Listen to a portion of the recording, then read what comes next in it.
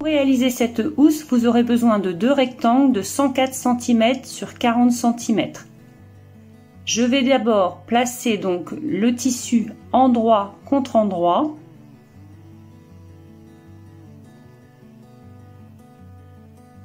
Pour maintenir les deux tissus ensemble, vous placez des épingles à tête tout autour et il va falloir venir coudre à 0,5 cm du bord en laissant 10 cm non cousus pour remettre le tissu sur l'endroit.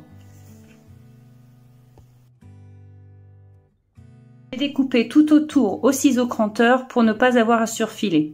Donc je vais maintenant faire ma couture à 0,5 cm du bord.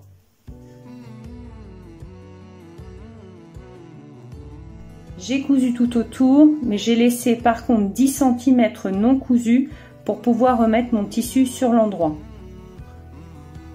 Alors avant de le remettre sur l'endroit, je vais venir en fait couper au niveau des coins pour dégager les angles et lorsque je remettrai sur l'endroit, ce sera moins épais à ce niveau-là.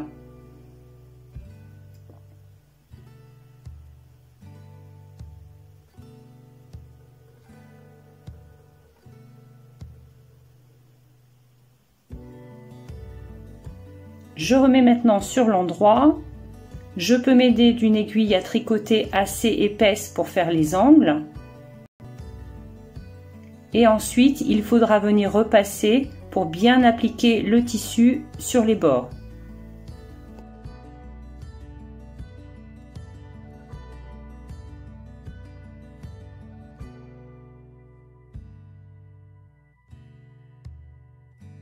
Voilà ce que vous obtenez lorsque vous avez bien appliqué au fer.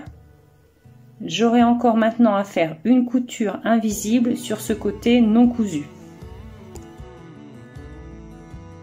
J'ai découpé au ciseau cranteur 4 bandes de 40 cm sur 2 cm de large.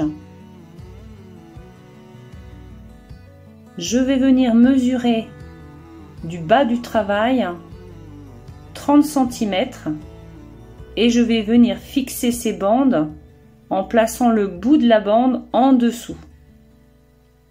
Ensuite, il faudra faire une petite couture, soit un carré, soit un rectangle.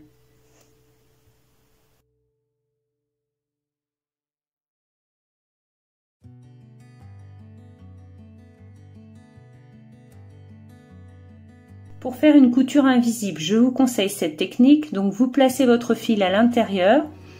Et vous allez venir en fait avancer petit à petit en prenant un peu de tissu en bas et puis en haut, mais sans sortir en fait votre aiguille.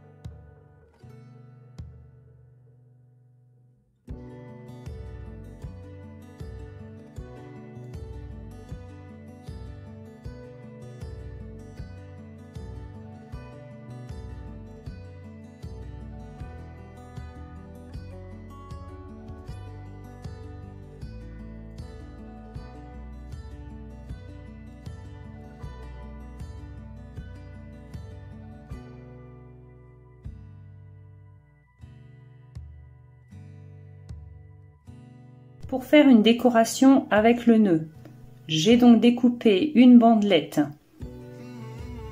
Elle fait 19 cm sur 2 cm. Je vais donc rabattre sur le devant de chaque côté pour former le nœud.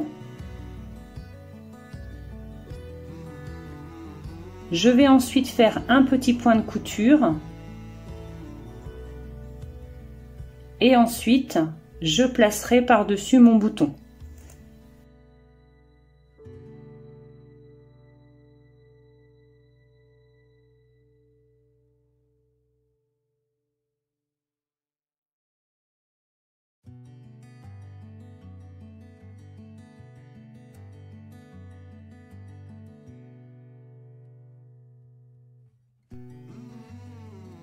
Je vais ensuite mesurer la moitié de la largeur pour bien fixer le nœud au milieu.